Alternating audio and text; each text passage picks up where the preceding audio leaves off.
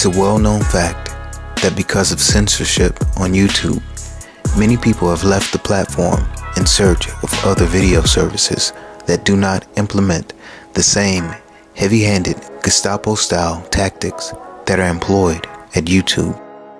One such service that some have flocked to has been BitChute. However, it has recently come to my attention that BitChute is also actively censoring videos that are contrary to the narrative being put forth by the mainstream media. Case in point, the orchestrated satanic ritual that was the Marjory Stoneman Douglas mass shooting event.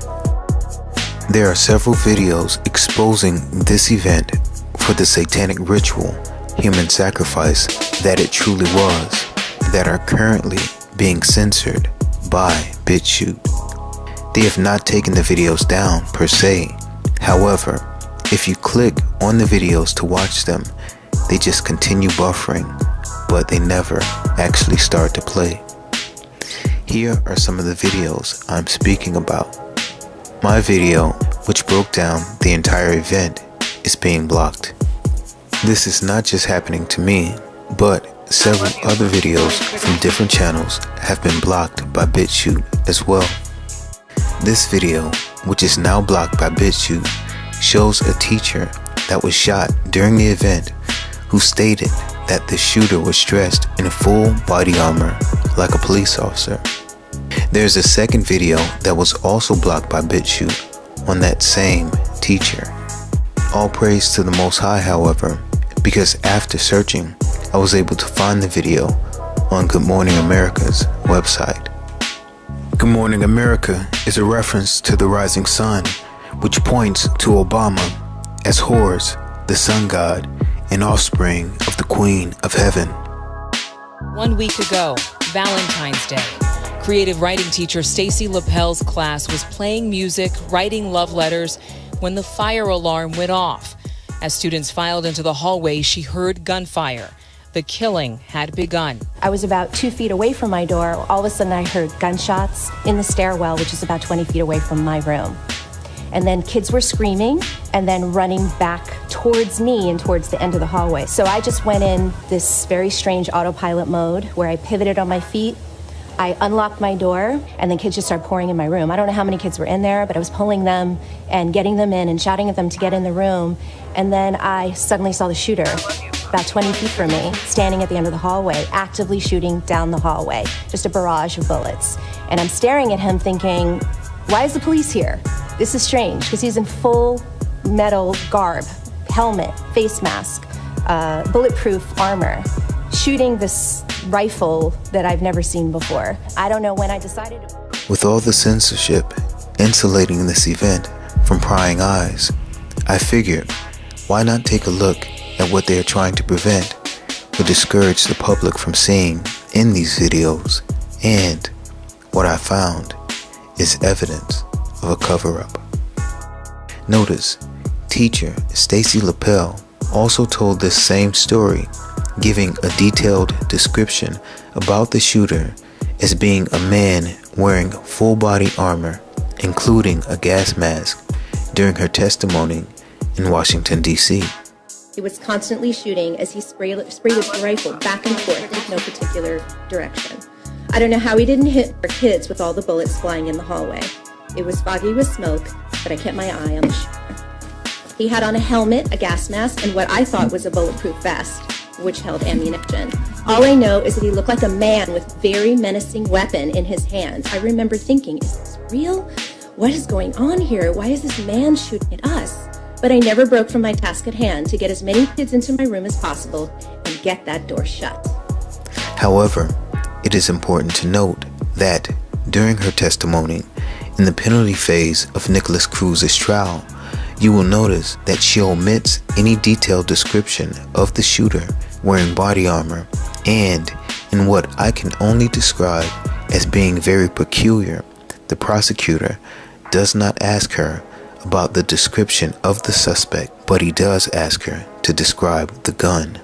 Classroom, unlocked the door, and then kind of simultaneously I locked it back in the position to make sure it was locked.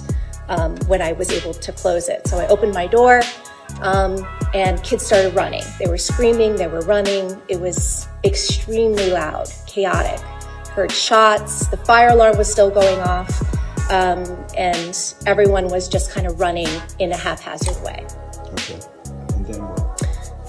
I got my door open, students started just running into whatever classroom they could run into. So students that weren't assigned to your class were also running into Yes. Okay. So my door opened, so I was facing the east. And then I saw Scott right in front of me. His door opens the opposite way. Is there anything between, you're on the north side, is there anything between your classrooms, like on the south side, there's a partition between? No partition. There's no partition like it exists? Right. No. Oh, okay. We're in an alcove together. Right, so it's this flush doors, right? Right. Okay. So after what seemed like a long time, but it really wasn't, I saw the shooter emerge from the stairwell. So I just sort of saw him walk, and my memory is that he was standing in front of the stairwell, sort of splaying the rifle back and forth. And it was just shot after shot after shot. It just never stopped. Kids were running, kids kept coming into my classroom. My door was open. And there was a point where I don't remember why or when or how I decided to close my door, but I grabbed the handles of my door to pull it closed. And when I did that, I felt like a ping and like a heat brush against my arm. And as I'm doing that, I know I could see Scott from my peripheral, and so I yelled at him to close his door. And so as I'm closing my door, I'm just kind of hanging on to that handle really, really tight, hung on to it as it closed, waited there a couple of beats, and then I ran over to the corner where my students were hiding. Okay. Did any students still outside your door, or did you get them all in? I got them all in. Okay. And what did you see about Scott? Did you, after you yelled, close your door, Scott, anything? No idea. How close did you get to the shooter? He was about 20 feet from me, but moving in. He was walking towards me. And what did the rifle, if you had a chance to look, what did the rifle look like? It was long and black. Okay. All right. Further, the prosecutor also fails to ask her to point out the shooter in the courtroom, as he does with the witness who described what Nicholas Cruz was wearing that day in his testimony. Which person you point to? With glasses on. Okay. Christopher McKenna positively IDing the Parkland shooter day 2 of his sentencing trial, recounting how he unexpectedly ran into the shooter in a Stoneman Douglas stairwell as he was assembling his semi-automatic rifle 4 years ago. Further, the student seen in this video described his encounter with Cruz in the stairwell and described exactly what he was wearing. He was wearing a maroon shirt with a JROTC shirt with a backpack and a hat on, black pants. He had a rifle in his hands. I was stunned for just 1 second, and he said to me, "Get out of here, things are about to get bad." This description of the shooter is very different from the vivid description given by Stacy Lapel, who also encountered the shooter and was actually shot in the arm. I don't know how he didn't hit our kids with all the bullets flying in the hallway. It was foggy with smoke, but I kept my eye on the shooter. He had on a helmet, a gas mask, and what I thought was a bulletproof vest, which held ammunition. All I know is that he looked like a man with a very menacing weapon in his hand. I remember thinking, is this real? What is going on here? Why is this man shooting at us? But he was wearing a maroon shirt with a JROTC shirt with a backpack and a hat on, black pants. He had a rifle in his hands. I was stunned for just 1 second, and he said to me, "Get out of here, things are about to get bad." These two distinct descriptions of the shooter then supports the video of Alexa Meetnick, who stated that she was actually walking next to Nicholas Cruz while shots were still being fired in another part of the building. She was in the bathroom at the moment, And I came back to my classroom and I knocked on the door and the fire alarm went off, and principal came on the speaker and just said, everyone needs to evacuate right now. So that's what we did. As I was going down the stairs, I heard a couple shots fired. Everyone was freaking out, saying that it was a gun. And as we were walking, the whole class together, I actually was speaking to the suspect, Nicholas Cruz. And as I was speaking to him, he seemed very, I don't know what the word I want to say is, but he was trouble in middle school, so I kind of joked to him about it and said, I'm surprised you weren't the one who did it. And he just gave me a huh? So that's really what happened. You were walking down the hall, he had already fired at that time? Yes, sir, with him. Weren't you scared? In the moment I wasn't, because there was definitely another shooter involved, but... Oh, you think he was not the only one? No, definitely not. Why do you say that? Because when shots were fired, I saw him after the fact. So, and the shots were coming from the other part of the building. So there definitely had to be two shooters involved. This video was also blocked by BitChute as well. There's also another video which supports the fact that there were multiple shooters during this event. Here is another video of a student stating that there were multiple shooters. All the kids to go outside so they could start shooting up. So they started shooting from the first floor up, because there's only 2 exits in the freshman building, so everybody started running to the other exits. So that's when the other shooter started coming up. So everybody, and then I thank God to this teacher who opened up her door and let all of us in. She got shot in the arm trying to open the door, and then the other teacher, he got shot in the head trying to cut the other students, and it was like an hour, like it felt like years.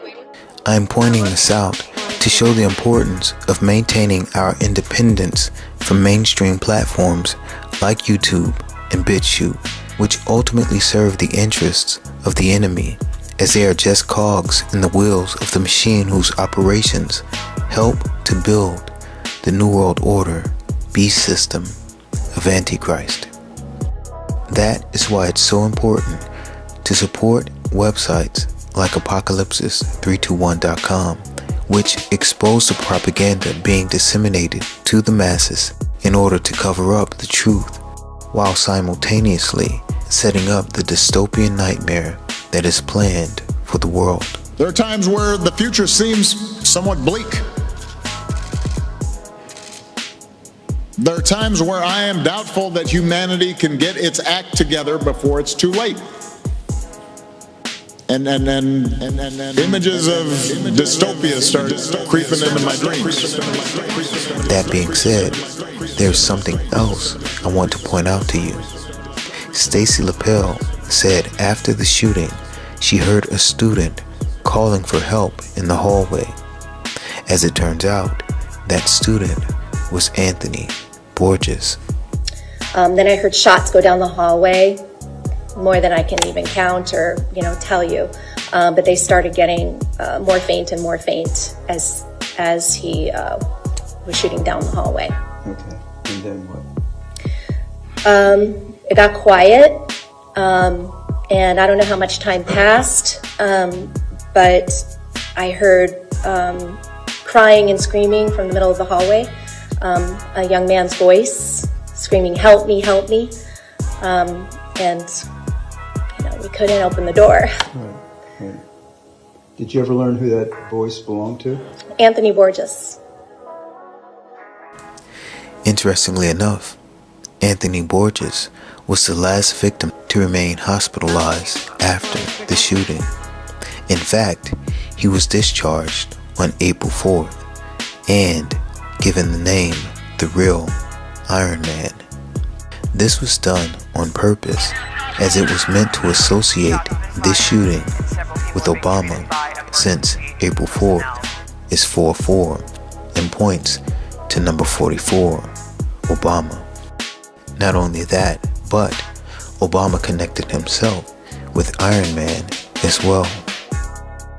Today I am joined by researchers who invent some of the most advanced metals on the planet, designers who are modeling prototypes in the digital cloud, folks from the Pentagon who help to support their work. Basically, I'm here to announce that we're building Iron Man. The mention of building Iron Man is a reference to the fallen angels mingling themselves with the seed of men, as found in Daniel chapter 2, verse 43, which declares, "And whereas thou sawest iron mixed with miry clay, they shall mingle themselves with the seed of men, but they shall not cleave one to another, even as iron is not mixed with clay." This is meant to point to Obama as being the product of the demonic spirit of the fallen angel, Lucifer, and the human woman as the son of perdition, the Antichrist. This is no dream, this is really happening. We also saw a reference to Iron Man in the movie The Martian. Consider this.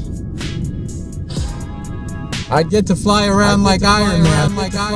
The reference to Martians in the planet Mars connects back to Anne Heche's fiery crash in the city of lost or fallen angels, since she took a photo moments before her death that included the symbol for Mars as a reference to Martians or aliens from Mars. In the previous video, we also touched on Bruno Mars's performance of Locked Out of Heaven at Super Bowl 48, which was a reference to 8/4, Obama's birthday, and the fallen angels being cast from heaven.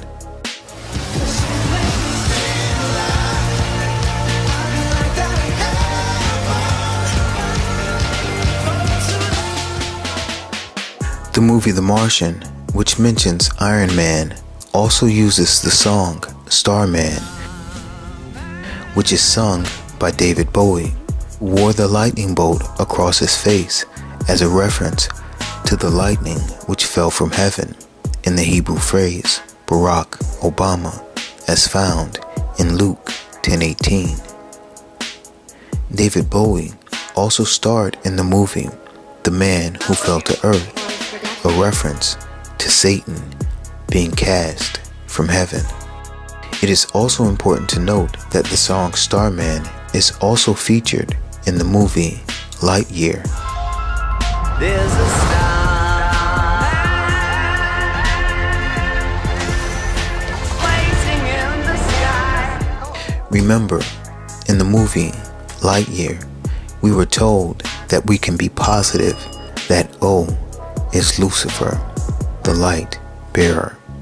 Recently, the media shared satanic-inspired drawings that were allegedly made by Nicholas Cruz, which connect him with the devil and the number of the beast, or Antichrist, 666. We've seen the confessed Parkland shooter in court for weeks, sitting at the defense table, head down and doodling. Now we're getting a glimpse of what he's been drawing outside the courtroom and inside his jail cell. We're seeing the disturbing drawings of Nicholas Cruz for ourselves. Several sketches of what look to be automatic weapons, various ammunition, and how much things like body armor cost while he's been in jail waiting to learn if he'll live or die. Crude drawings of monstrous faces and pentagrams underneath the words "Hail Satan" on page after page, 3 6s said to be the mark of the Antichrist. In this drawing, you can see the words Ike, Shibitny. The word Ike is German and it means your.